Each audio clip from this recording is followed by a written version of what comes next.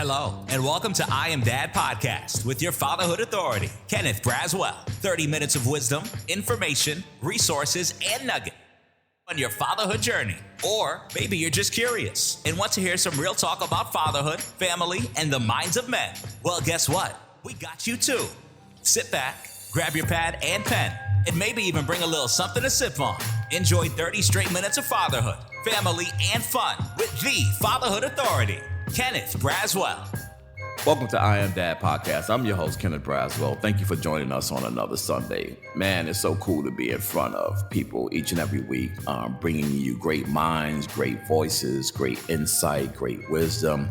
You know, I thought that this podcast would be an exercise in just me speaking and bringing folks to you, but it has become more than that. It has become my way of connecting with my peers in the field, people who I admire, people who I low-level stalk and watch and doing their work and listening to their brilliance and adding their brilliance to the way that I think about this work. And so I'm always excited each week that I'm able to bring one of those voices to you, and this week is no different. Our guest today, Dr. Alvin Thomas, is a Phyllis Northway faculty fellow and assistant professor of human development and family studies in the School of Human Ecology at the University of Wisconsin-Madison. Dr. Thomas is a clinical psychologist whose work exists at the intersection of positive child and youth development and father involvement. A member of the National Academies of Science, Engineering, and Medicine's Child Wellbeing Forum, his research is focused on Black children, Black fathers, and their families and communities, addressing 3 issues on ecological lenses, from the ecological lens: youth violence, fatherhood and parenting, and race and discrimination. Dr. Thomas recently launched an incredible podcast, so make sure you follow him and subscribe to his podcast as well. I've had the pleasure of being a guest on his podcast, and it is called the Black Fatherhood Podcast with Dr. Alvin Thomas, exploring issues related to representation and challenges faced by Black fathers, and also his he won't tell you. He's a modest dude, so he won't tell you that his podcast is the #1 Black fatherhood podcast in the country. I saw that. I was like, okay, got something to strive for to get in that category. But this ain't a competition. This is a celebration. How you doing, Doctor? I am doing so well. Thank you so much for that very kind, very gratuitous introduction. I really appreciate your work. And thank you for honoring me. No, thank you. Hey, we start all of podcasts off the same way. We start this because I think it's a critical way to introduce my guests to our audience. And that question is very simple. I'm not going to tell you how to answer it. You just need to answer it. Tell us your daddy story. Oof, my daddy story. I'll tell you my story as I can tell you my daddy story from the point of view of my mentoring of young men. I can tell you my daddy's story from the point of view of my mentoring of my niece and nephew. I could also tell you my daddy's story from the point of view of being parented by my father. So I'll choose my father because I do want to honor him. You have so many Black fathers who are themselves coming into their own fatherhood experiences having not had a role model of fathering. So my father did not know his own father growing up. And so very often he was trying to figure out what this fathering role was about and trying to do his best without a frame of reference for what that should look like. And as expected, because of that, he made mistakes. But you could see the intent to do well. You could see the intent to make sure that his children had the best, that his children had what he never had access to. One of the things that he would say very often was, I did not go to elementary school, I did not go to high school, but you guys are going to go to high school. You guys are going to graduate from high school. And whatever else you want to do beyond that, you are going to do it. So when I decided I was going to go to college, both my mother and father looked at me and said, we don't have the money to send you to college. We don't have the money to get you a plane ticket to come to America to go to college. But we do have prayers. And we are going to pray every day and every night. They would sit together and pray pray about my scholarships, pray about my struggles during school, pray about support, pray that the right people would come to me, pray that the right opportunities would come my way, and pray that I would be wise enough to take those opportunities when they showed up. And because of them, because of my father's determination to be the best father that he could be, to learn from his mistakes and keep moving forward, and to parent his grandchildren now beyond those challenges, because of those sacrifices, because of that love, because of that determination, because of that deliberate intent to father, I sit before you today. That is such a great lesson for fathers who are struggling with what to bring to their fatherhood, right? Because we so often want to bring these tangible things to the table. And sometimes you just have to bring what you have. My pastor used to do a New Year's Eve sermon in New York, and it was called The Little Drummer Boy. And the moral of the story that he would tell in this sermon is that what the little drummer boy brought to Jesus was the only thing that he had, and that was his rumpa-bum-bum. Like sometimes we just have to assess our assets, assess what's great in us, bring that to the table, the other things will follow. So thank you so much, man, for that story. That was, like I said, you guys, man, y'all blow me away each and every week with the thoughts that you bring and the stories, which is why I love to ask that question, because in all questions, when it comes to tell me your daddy's story, and I used to try to point people in the direction that I wanted them to go. Now I just kind of say, what's your daddy's story? Because we all have one. Right. It doesn't sound the same for all of us. It sounds different for some of us. It does sound the same for some of us. But we all have our unique daddy story. And when you hear it, it tells you something about the person that you're talking to. The work that you're doing and the podcast, I want to lean in on the podcast a little bit and kind of attach it to the work. But tell me a little bit about why you started the podcast and what is it about your work and your profession that you bring into the podcast? So I worked with Cleopatra Caldwell, now retired from the University of Michigan's School of Public Health. She was my advisor for a long time throughout my graduate career. And she started the Fathers and Sons program in Flint, Michigan, and eventually took it to Chicago. And Cleo is continues to be a wonderful friend and collaborator up till today, and I hope way beyond. And I saw the work that Cleo had done over decades in elevating non-resident Black fathers, the plight of non-resident Black fathers, the challenges that non-resident Black fathers were going through, and reminding community, reminding fathers of the important role that they can still play, even if they don't share primary residence with their children, and challenging the conception that Black fathers who don't live in the home with their children have somehow abdicated their role or are not involved or have abandoned their children. Her research and other research suggests that that is not true. Are there some of these fathers who don't live in the home with their children who have given up on their families, who are not connected to their children, not connected to the families? Of course. That is true for any demographic that you deal with. But by and large, across the board, Black fathers who don't share residence with their children remain involved, remain active in their children's lives. And so I wanted to challenge that narrative as Cleopatra Caldwell was doing. And I thought about this idea of how to challenge that narrative sometime in 2020 during the pandemic. And I thought, wouldn't it be great to find a way to bring all of these academics, Cleo and Ron Mincy and Shauna Cooper and others, to come in and talk about this idea of fatherhood in a way that takes it out of the ivory tower and translates it into language that the ordinary person can attach to and can find ways to connect to their own lives. And so in 2021, 2022, I thought, let's go back to this idea from 2020 about connecting people? What about doing a podcast? What about recording these conversations at that time on Zoom? And man, I thought I was the hottest thing ever with my Zoom conversations. Like now I look back at them, I think, oh my God, what was I thinking? But nonetheless, we recorded these conversations with all of these academics who've been doing this research for decades.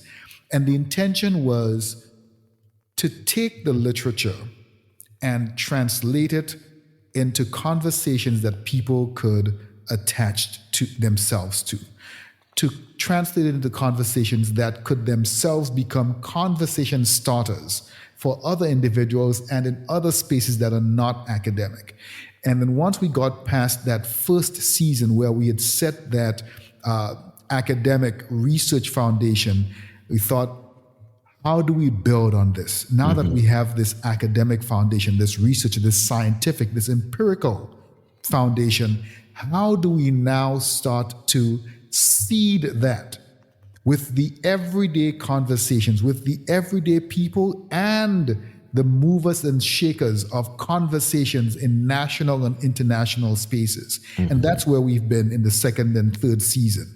Finding individuals who, like with your first question, can come in and tell us their fatherhood story from the point of view of their own experiences as sons and daughters, but also from their experience as the partners of these men who are fathers, or as fathers of children, or as social fathers, stepfathers, biological fathers, adoptive fathers of children, and how they help us understand the different challenges, the layers of humanity that exist in every single one of these experiences, not as a way of telling people how to live, but as a way of saying, this is life.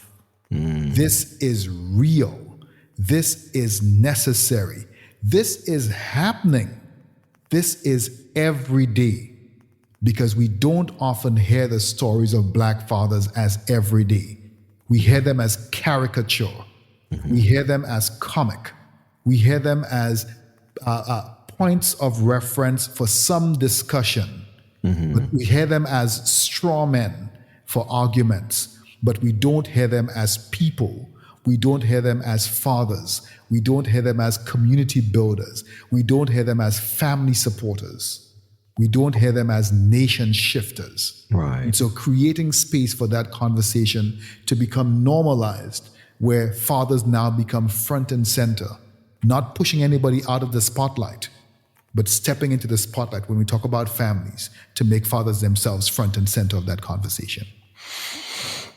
Man, you put a lot in that.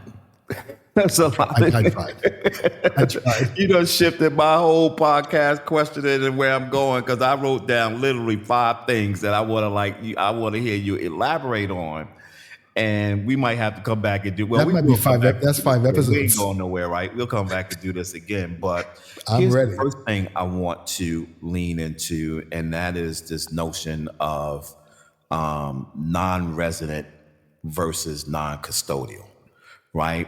This conversation that we're having now about non-resident dads, because we just released a report just a few days ago on unearthing the myths of non-resident dads in Fulton County, Atlanta. We just put this report out.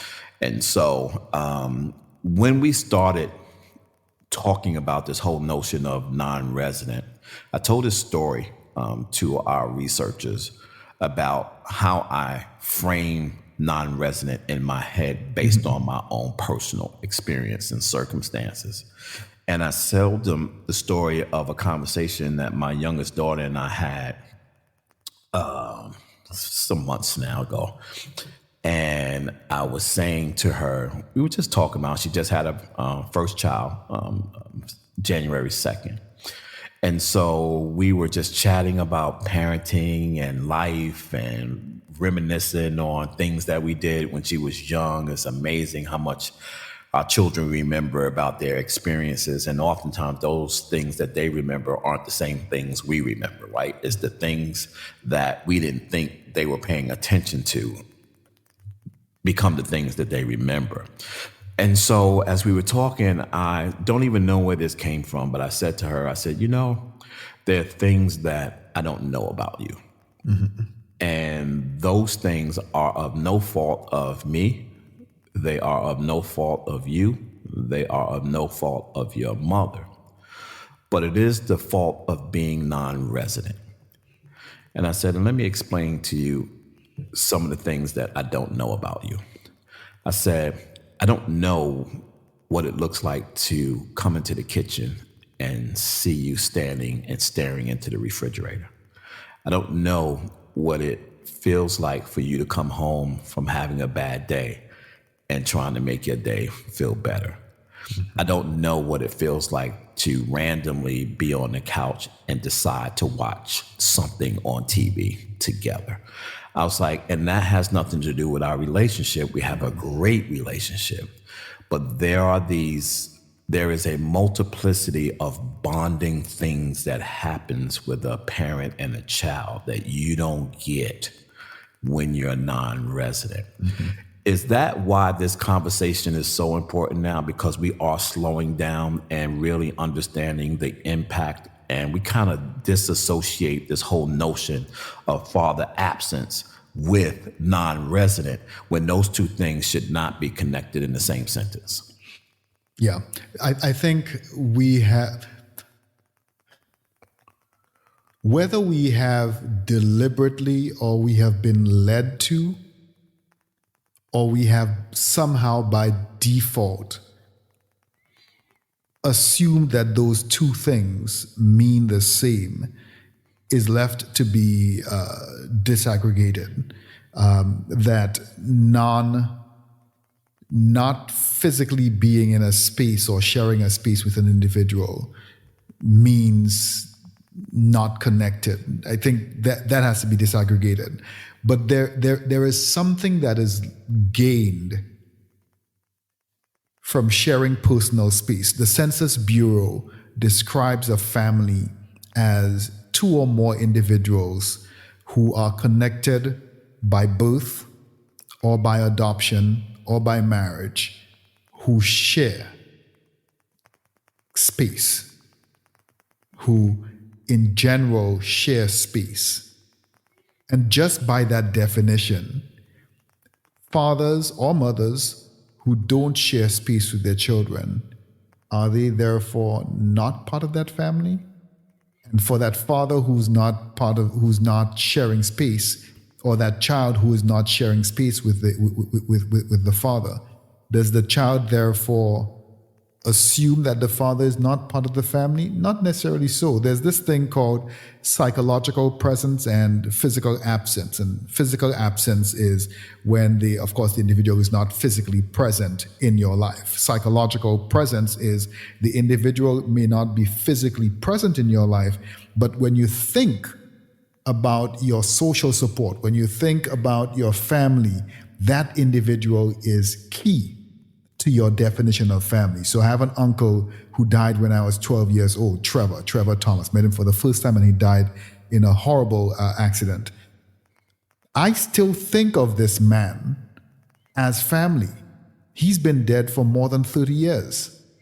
And to me, although he is not physically present, he is psychologically in my heart and in my mind a key element of who I am and who I'm connected to and who I think of as family. And so in the same way, when you have fathers who don't share space with their children, there is still that psychological connection between child and parent. It's why young children still ask, even though they may have never met their father or may have never met a parent, will still ask, where is my father? Who is my father? Because even if I don't know this person, I will go to my grave trying to understand who is this person to whom I am connected across space and time, and yet have not met them in person. They exist on the same planet, in the same country, in the same community, in the same neighborhood, maybe even on the same street as me. And why have I never met them in person? It's that natural bond You know how atoms kind of pull together to create things? Cells in our body pull together, common cells, to create different organs. Individuals pull together to create families. And so when one part of that family system is not present, the other parts of that family system yearn for that part to be connected. And I think we usually assume that because they're not sharing common space, that they're not a family system.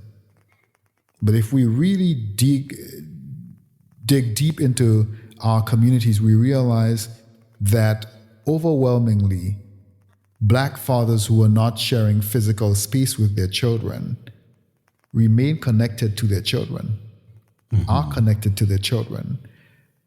What you talked about with your daughter about the things that are missed. So even though they're connected to their children, this is for Black fathers who are listening.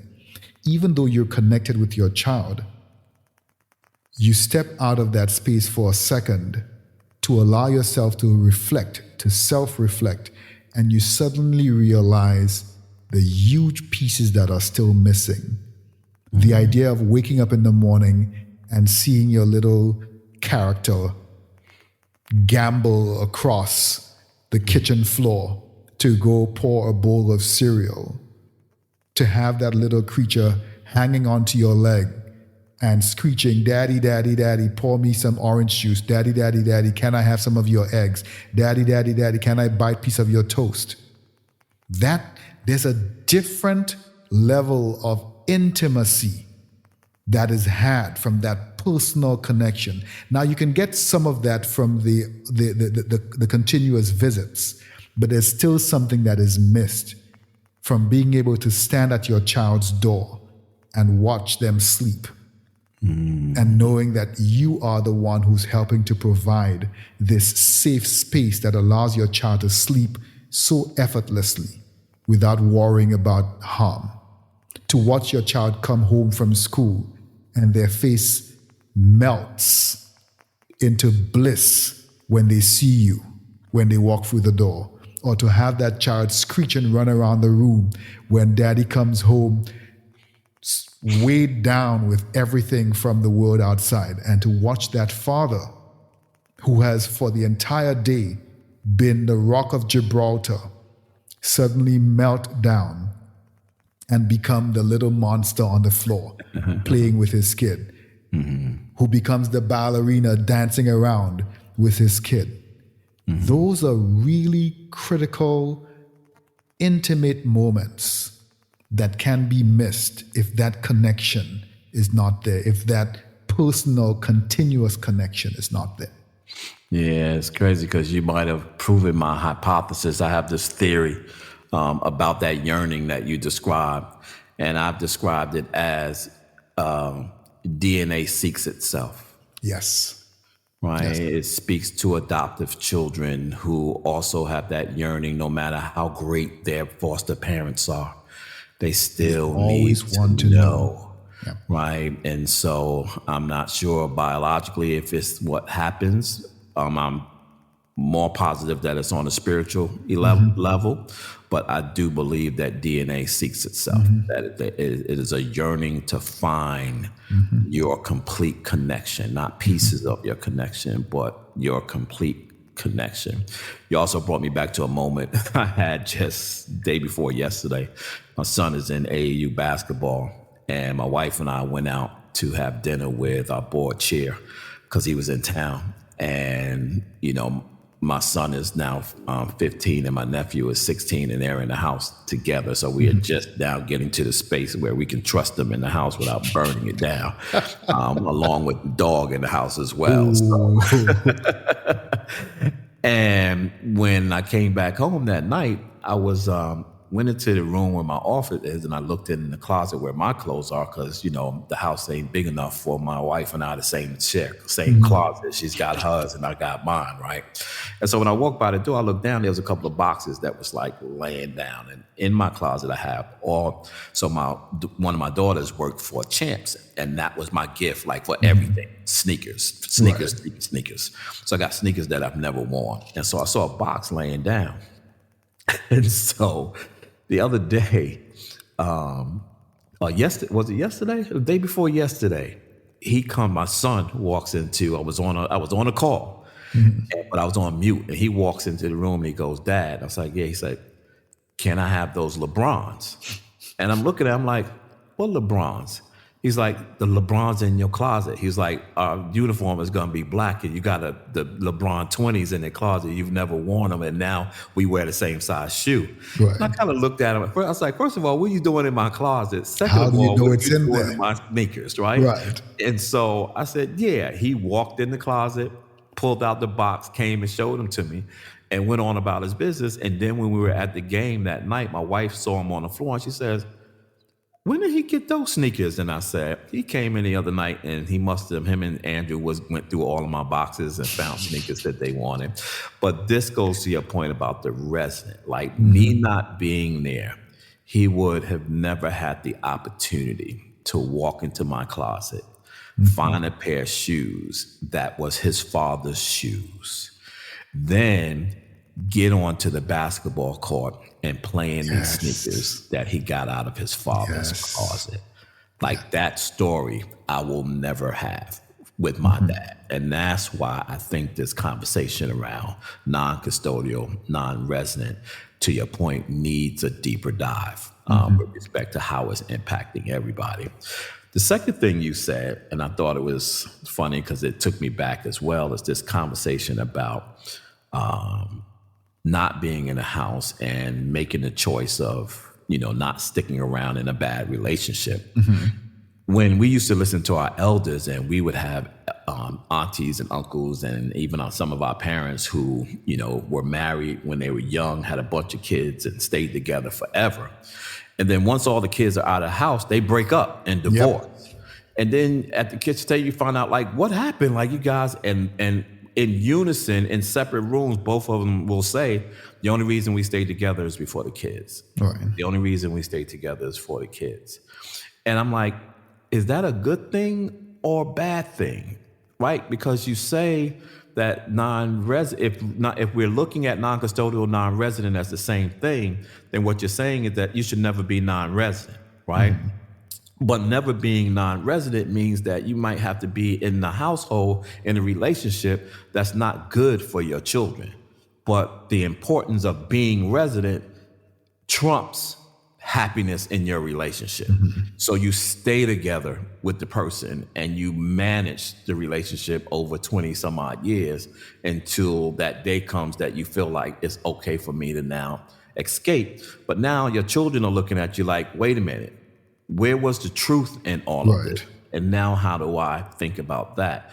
Have you thought it? And the reason I bring that up to you, because you're also a psychologist. And I'm a psychologist by desire. Like I think I love people, I love minds, and I love thinking about how people think. From your psychology side or point of view, when you're looking at that reasoning, does it make sense, or is there anything that says that it doesn't have to make sense? I think the answer is always, well, it depends. So I think for my concern in those kind of situations, and again, it always depends on a number of different variables in that context.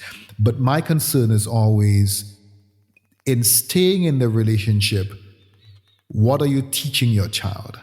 In leaving the relationship, what are you teaching your child? In both cases, you have to be concerned about what are you teaching?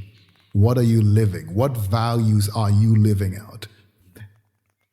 In staying in the relationship, you're teaching your child that a certain kind of behavior and existence is normal. Is that true? That is normal? Is that the normal that you want your child to go into the world with? Because your child is going to replicate, more likely than not, the interactions that they see between parents. They're going to choose spouses based on what they've come to assume is normal spousal interaction, normal parental interaction. They're going to base their own parenting based on what they've come to assume is normal parenting interaction. And they're going to assume that based on what they observe from you, what they observe from your partner, what they observe in the interactions between yourself and your partner. So that has to be taken into consideration. The flip of that is with the dissolution of the relationship. What are you intending to teach your child? What values are you intending to pass on to your child? I have concerns about individuals who step out of relationships because I'm not happy anymore. And I should be happy. Who says you're supposed to be happy? Am I perfectly happy in any job that I've ever been in? No. I can always do with some more money. I can always do with some more free time. But I know that I can't just jump from one job to the next and to the next, that I have to do what I can to make this thing work. And I think we often avoid that part of the equation in relationships, that there is hard work. There's like 10% romance in relationships and 90% hard work. You have to wake up next to this person who might be eating in a way that you don't like. Something as simple as that. They don't brush their teeth the way that you would like. They spit into the sink wrong. They leave out like sometimes simple things, and sometimes they breathe too heavy. They breathe. Sometimes simple things, and sometimes not so simple things. You violate my privacy. You try to control me. Those become a little bit more complex to deal with, because now these are potential threatening issues, issues of threat to your own survival and your own personhood. And yet you have to balance that with what is the best thing for this relationship, but also the best thing for our children. And if there is good communication, so if the relationship has good bones, so you may have violated my privacy, but I have this really good level of communication with you where I can tell you that maybe you didn't realize that's what you were doing, or maybe you did realize that's what you were doing, and I tell you and you choose to do something about it. Then we have something to work on. Or you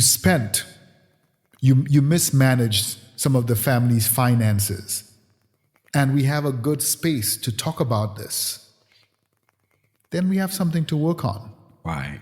But if individuals have chosen their sides and are going to do whatever they can to assert that their side is right, that their side is the only side, then you might have gotten to a point where you need assistance. You need some outside assistance, a dispassionate, impartial individual or individuals to step in to provide guidance and provide a North Star. Remind the couple of who they think they are, who they want to be, what they want to pass on to their children. And hopefully both individuals can right the compass of their lives and realign for a more structurally stable relationship that, of course, then keeps the relationship going. But in some cases, some relationships have gone past that. And they're no longer reconcilable because of one or more individuals in that one or both individuals in that relationship. And in some cases, there may be need for the individuals to separate. It's harder to differentiate making those decisions based on physical toxicity and mental toxicity, right? And so many people say, well, we got to keep the family safe, right? In fatherhood space, domestic violence is a huge issue. It's an important and critical conversation to have. But it's also critical that we have that conversation when we understand that abuse can happen a lot of different ways. And it can happen by both parties in different ways, and sometimes even in the same ways, right? So we got to expand this conversation around domestic violence to include all measures of abuse, right? And be able to, in a way, monitor those to see what are the causes for those things and what of those things are detrimental to the kids under their roof and the individuals that are engaged in that stuff. And so, which means this co-parenting thing, Dr. Thomas, is the critical next thing that we have to do at the same time as you and I do this fatherhood space, because we don't father alone, right? And so when we're thinking about parenting, one of the things that I've been giving some thought to lately is this notion of generational parenting, right? And so baby boomers have a different narrative than Generation Zers, right? When it comes to parenting.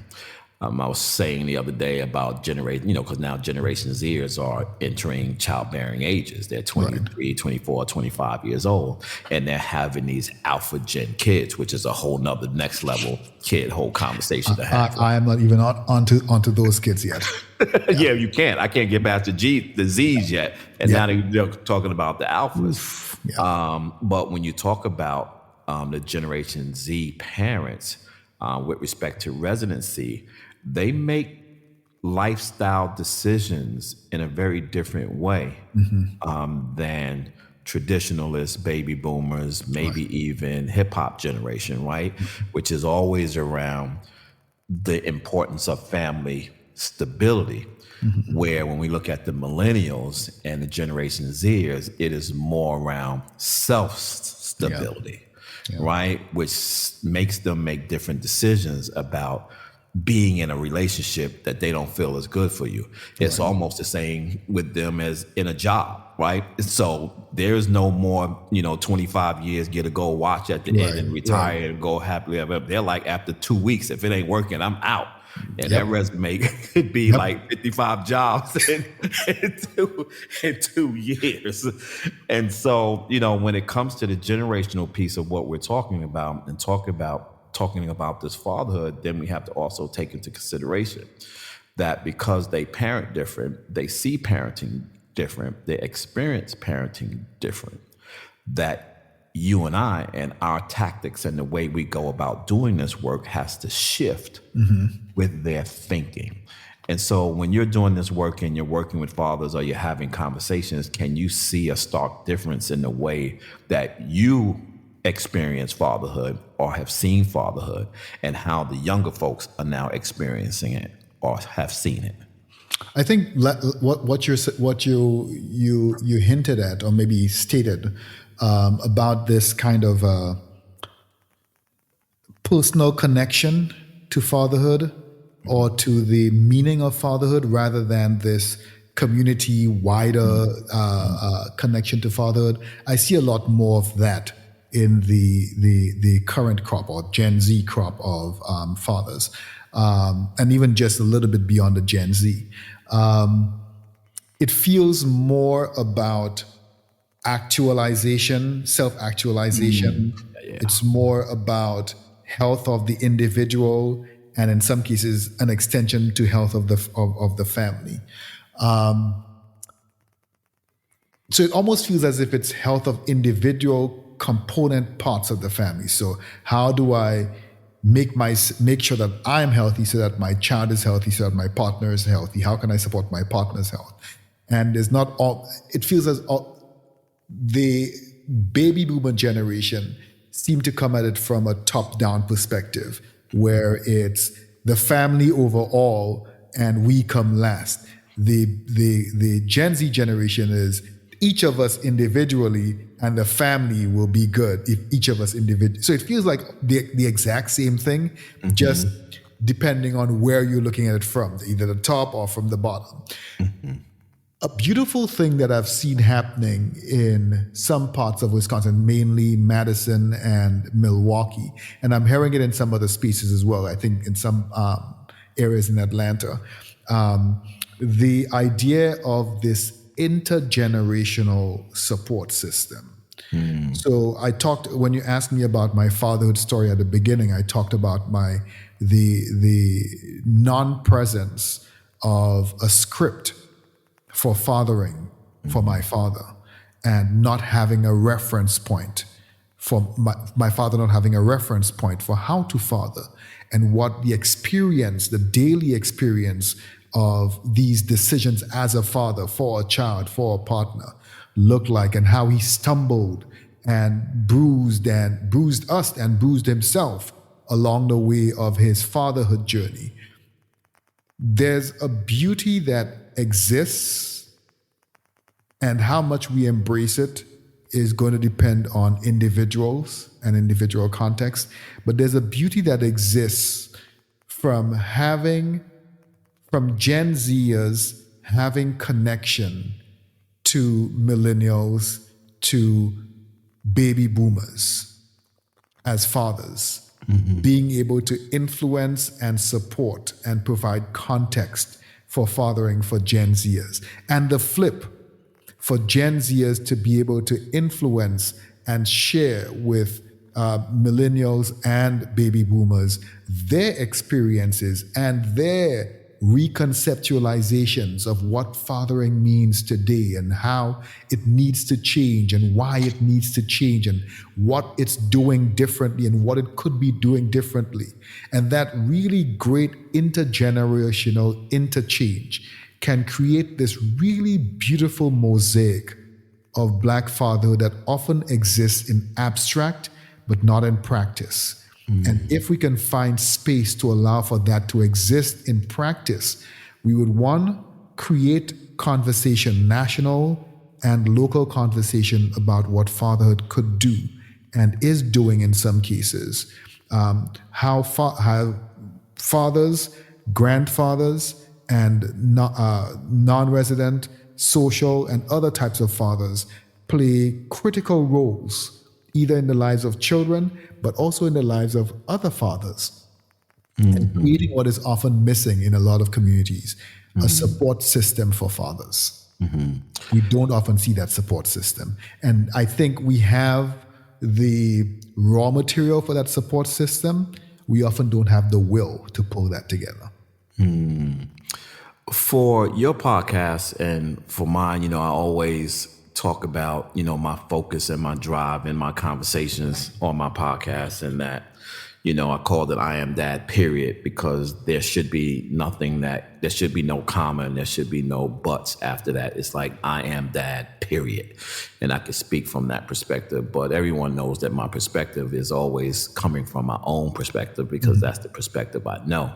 I'm 62 years being Black, and 49 years being a dad. My resume speaks to my ability to be able to speak, to this point.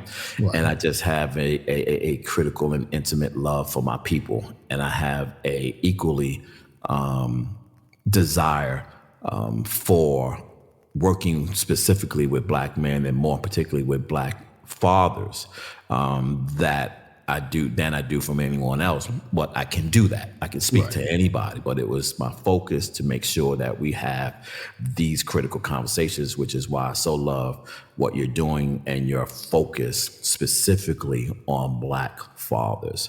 Talk to me a little bit about why was that important to you to stay focused? Because oftentimes people think we should be broad, when sometimes you just got to get focused and stay focused. The amount of kickback that I've gotten, I've had people ask me, well, why Black fathers? Why not just fathers? Why not talk about mothers and fathers and how mothers are supporting fathers?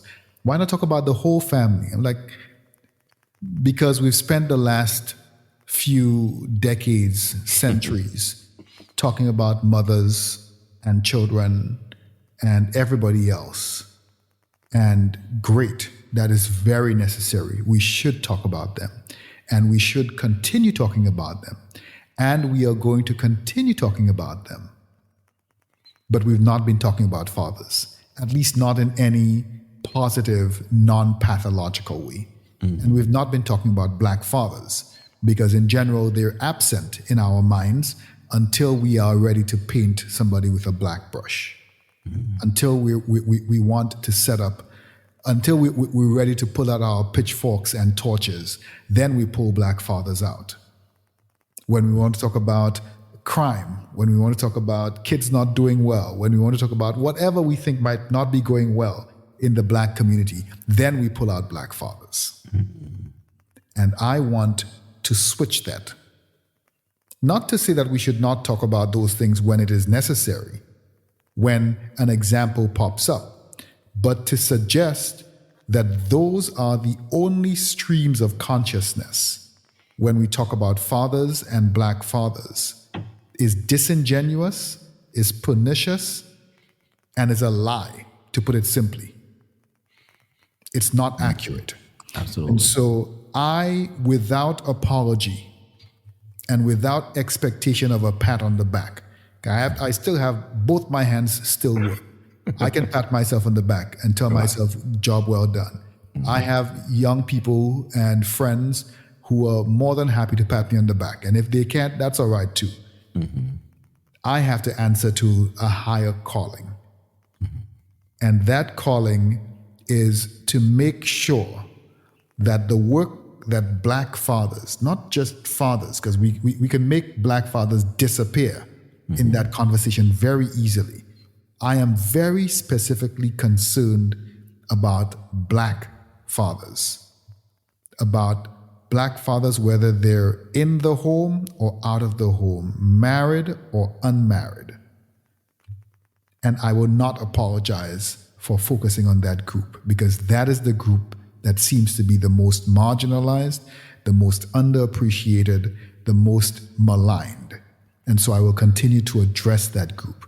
And if I never get another award for the podcast, that's okay with me. And if I get no funding for the podcast, we will keep doing this until the funding runs out. But it needs to be done, because there are so many families with Black fathers, whether they're resident or non-resident, married or unmarried, who are doing this work without any recognition. Not that they're looking for recognition, but that the message that's often out there assumes these deficits, assumes these negative perceptions of these individuals. And I know what it means. I'm not a Black father. I'm going to, surprise, I have no kids. I have no, let me switch that. Because I have some young people who be like, wait, you have no kids? I thought I was your son. I thought I was your daughter. So let me take that back. I have no biological kids. But I know what it is to be Black. And I know what it is to land in America and go through customs, and suddenly the weight of being Black, the physiological impact of being Black clicks almost automatically. I leave the country and I almost forget that I'm Black. I remember that I'm Caribbean, I remember that I'm other things, and I don't feel that weight of quote unquote Blackness. But then I get into American airspace and I land at JFK or wherever I land in America, and instantaneously there's a physiological weight that comes upon me, and I'm like, oh yeah, I'm Black again. Imagine what that must mean or must feel like for a Black father in every public space to walk into schools and have to be reminded by either stares or looks or the absence of iconography or the absence of welcomes that immediately reminds you not only are you Black in this space, but you're a father. You're a Black man, a Black father. And we know that you are not involved. And we know that you are not interested. We don't know why you're here, but we know that you're not interested. That's the default assumption. To walk into a pediatrician's office, and that is the default assumption. To walk into a courthouse, and that is the default assumption. To walk into a bathroom with your child, and that is the default assumption. To walk into McDonald's or other restaurant, and that is the default assumption.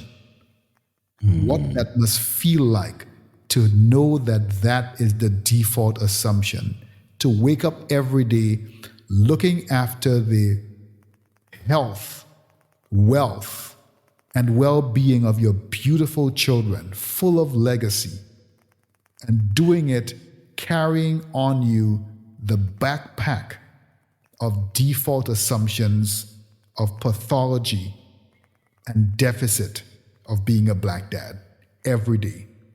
And so my job is to gradually unpack that backpack and to put in it some of these proper assumptions supported by research, supported by empiricism, and to help the rest of us step away from these default assumptions and to approach Black fathers with the positive assumptions that we allow everybody else before we start thinking about anything else. Wow. So as we round to a close, there is one other thing I want to talk about. And again, we'll be back because there's so many other conversations we could have had.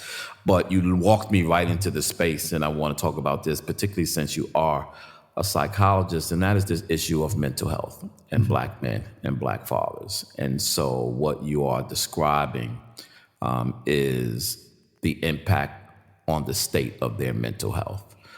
With all of these other microaggressors that they deal with each and every day, on top of having the responsibility of another human being, right? And so there was a time where I was in some conversations with SAMHSA because I truly believe that fatherlessness should be an ACE. That fatherlessness is an adverse childhood experience that needs to be explored.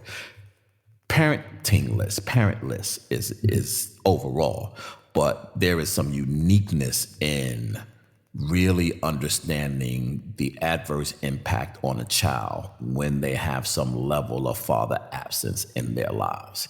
And I started down that track and then got busy with doing other things and did not pull it to fruition, but need to dig back into that again to begin to move that conversation. The other space that I've been having this conversation, and I want your thought on it, is as we begin to start talking about trauma-informed care. Right? Because there's a lot of conversation now about being focused on trauma and understanding how to provide services and do research, taking into consideration the different traumas that people experience. But I don't think that space, me and Dr. Janet Stevenson had this conversation on our podcast some time ago. We talked about this, and I said to her that the issue with trauma-informed care for me as it relates to particularly Black men and Black fathers is that they really have not defined real trauma for Black fathers and what it looks like. Like there's some very critical things that Black men are traumatized by that we don't recognize. One of those things can be as simple as this. If I come into your program and you're providing direct service, and I say, Dr. Thomas, I found your telephone number online. My boy told me that you was cool people, came down. I really need to get my life together, and I really need to find a job, so that I can pay my child support. I haven't seen my kid in like 2 years, and, I'm not having the best relationships. And then as a service provider, the first thing that you click on and the first thing that you want to provide for that individual who walked into your office and said those things is, okay, we're going to put you in our job, our workforce development section so we can get you a job. But what they did not hear is the fact that he said, I had not seen my child for 2 years. That is the trauma point, because that is what he's agonizing over. And we dismiss that and think that getting them these other needs and supports is enough to serve that individual. And until we find a way to really define, analyze, and extract what trauma looks like for a dad who does not have access to his child in the way that he should have access to his child and in the way that his child deserves access to them, that we're not going to recognize how to provide solutions and coping mechanisms and tools for fathers to actually be all they desire to be in the lives of their children if we don't recognize, frame, and name their trauma. I think that that's just poor practice. If an individual is coming to you, regardless of what the individual is bringing to you, and you hear what you want to hear from the individual's story rather than hear what the individual is trying to tell you, which means that sometimes you have to ask the individual, which one of these is bringing you here today? I know you're telling me 3 or 4 of them, and sometimes telling me 3 or 4 of them is your way of trying not to highlight the one that you really want to talk about. Mm-hmm. So you throw out 3 or 4, hoping that I would choose one of them. And a lazy therapist will choose the one that feels good to them, as opposed to allowing the individual to, yes, throw out your 15 things that you want me to talk about. And now let me help you narrow down the 1 or 2 that really is keeping you up at night. Doesn't mean that the 15 are not important. They may be peripherally related to the 2 that are really the core of your presentation. And so the idea of not help paying child support, I want a job, I want help with my depression, and I haven't seen my kid since they were born. So let's talk about like which one on a scale of 1 to 10, 10 being the worst feeling. Let's rate each of these things. Which one gives on a scale of 1 to 10? And you might find that when that individual spends that time rating, they rate not seeing their child as a 9 versus everything else at a 4, a 5, a 3, a 6. And so what that tells you is the real core issue here is that I don't have connection to my genes. Some of my genes are somewhere out there in the world, and it's crying out to me, and I'm crying out to it because we need to reconnect, and we've not been able to reconnect. And there's that psychic break. There's that psychological break. And that's causing me trauma. And that's why the child support issue is an issue. And the child support issue is an issue because I've not been able to keep a job because I'm depressed. So you see how the depression and the job are connected to the not paying child support, which is connected, all of them, to this one thing. I'm not connected to my child. So let's fix the child connection issue. And you will see my motivation to remain connected to that child, feeding my motivation to get out of bed in the morning because, gosh darn it, I have a kid. Jamal is waiting for me. Taisha is waiting for me. Joan is waiting for me. Simone is waiting, whatever your kid's name is. I can't wait to see their face when they get home from school. I can't wait to pick them up this afternoon to go to t-ball practice. I can't wait to hang out with them and play dolls. And after I'm done, I'm going right off to work. And I have to make sure that there's enough money for that child support because they have to get their basketball uniform. They have their spring dance coming up pretty soon. We're supposed to go to the zoo next month, and I have to make sure there's money for that. All right? But that comes from first connecting people, individuals, personhood, humanity. And I think we often in our systems forget the human element that systems should be designed to assist. Systems don't exist for systems. Systems exist for structuring resources and interconnection among human beings. And we often forget the human being in our systems. Man, thank you for that. And there is one other thing, and I want to take 5 minutes for this because it was actually something I wanted to talk to you about up front. Forgot about it until I just saw the word on my screen, and I was like, "Oh, we gotta talk about this," because you look at this work through an ecology lens, Right. which I think is so interesting. Like when I was reading, I was like, "Man, let me think about that," because when we do this work. Earlier, we were talking about how generationally we kind of look at things from top down, whether it is we're taking care of the family and then us last, or us first and family last, and how that looks. But I don't think we do it enough, particularly in direct service work, is considering one's environment, where they are, how they're being influenced, what triggers the things that trigger them, what impacts their view of life, their view of self. You used the term earlier, which is one of the most critical words that we use in our program when people ask me about outcomes, outcomes of our program. One of the 3 outcomes of our program is that our fathers achieve self-actualization, that they are aware of themselves. And becoming aware of yourself includes being aware of your environment. Talk to me a little bit about why it was important to look at this fatherhood work through that lens. I think it's exactly what you said, that becoming aware of yourself almost makes it's almost impossible to become aware of yourself without fully becoming aware of yourself, without understanding or becoming aware that not just your environment, but your environments, plural, influence who you are, what you can do, what you're able to do, what resources are accessible to you. So you have Bronfman Burner, this really old researcher, pulled together what he called the ecological model, that the individual is nested in a number of social environments.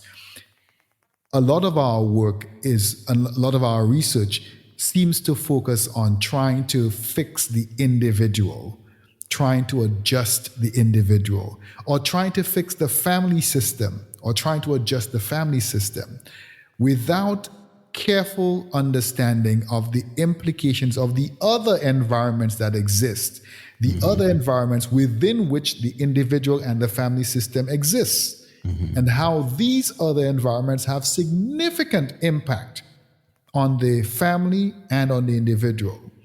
So you have Sean or Joe or Bob or Sarah who live in a certain kind of family. The context of that family is going to have a significant impact on the kinds of behaviors we see from that child.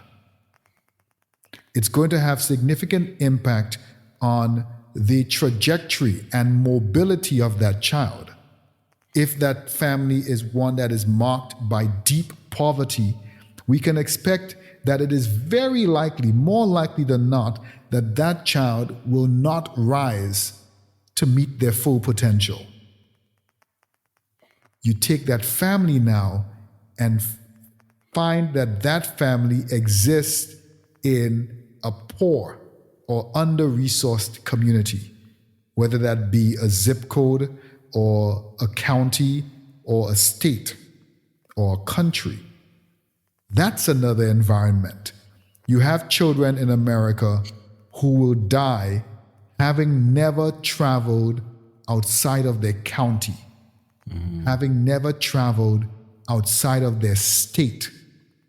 What does that ability of not being able to see the world beyond the borders of your street?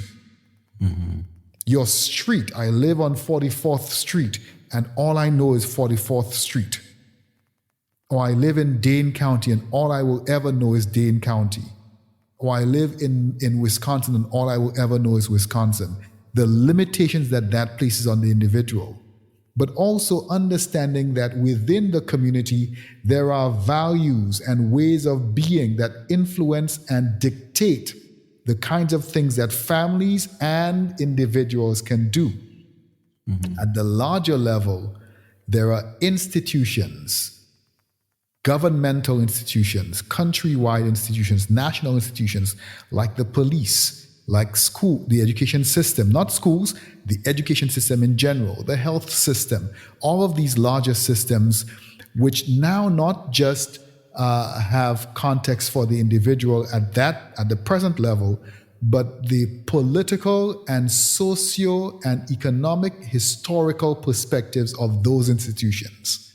So understanding how those institutions came to be, what they were designed to do, the policies they enact, the ways they enforce interactions with individuals or cut out interactions with individuals, that has implications for communities, for families, and for individuals. And at an even larger level, the society.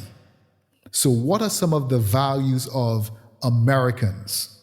What it means to be American? That changes the kinds of policies. So if the way that Americans think about themselves and about the rest of the world has changed, then it means that the policies that our immigration system, the policies that our health systems, our police systems, our military, our education, our religion enact are going to shift to match those values. I think of the Caribbean. The Caribbean is going through a very weird time at this point where there's increasing violence. And I think of how the value system in the Caribbean has changed. So it used to be very collectivistic, very community oriented. And we went through the last 10 or 20 years in the Caribbean where we became very individualistic. A lot more people would say we became Americanized. So even though we lived in small villages and small communities of 10,000, 5,000 people, we have gotten to the point where I live next to my neighbor who I've always known, but we barely see each other because we're stuck on our TV and we've created these little enclaves for ourselves, even though we're in a small village or in a small town. We've become very, very isolated, even though we're among a group of people.